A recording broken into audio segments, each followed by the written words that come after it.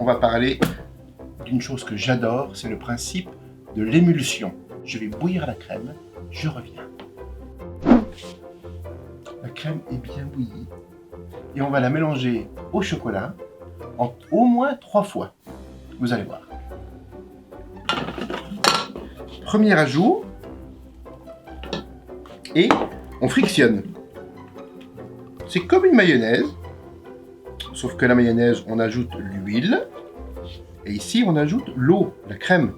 La matière grasse, le chocolat est déjà dans le cul de poule. Je l'ai juste fondu au bain-marie ou au four à micro-ondes. Le premier mélange, eh bien on voit qu'il est un tout petit peu granuleux parce qu'en fait il est encore gras puisque j'ai ajouté peu de crème. On continue à frictionner. Frictionner, c'est créer de la force comme pour faire une mayonnaise, mais là j'utilise pas de fouet. Deuxième ajout.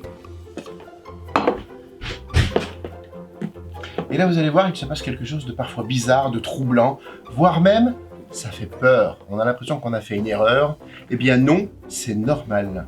Au deuxième ajout dans une ganache, il arrive souvent ce phénomène de séparation. On appelle ça trancher, on appelle ça séparer.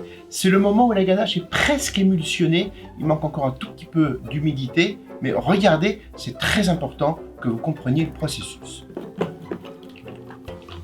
Vous voyez, j'ai rajouté un deuxième ajout. Et là, je frictionne. Et pourtant, le mélange ne se lie pas. On ajoute un troisième ajout. Je frictionne. Et là, vous allez voir, comme par magie, eh bien, on va atteindre le point d'émulsion et la ganache va devenir toute lisse.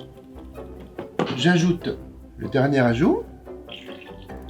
On est à 4 ajouts.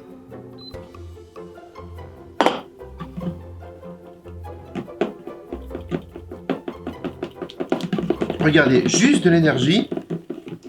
Et ça y est, la ganache, l'émulsion est arrivée.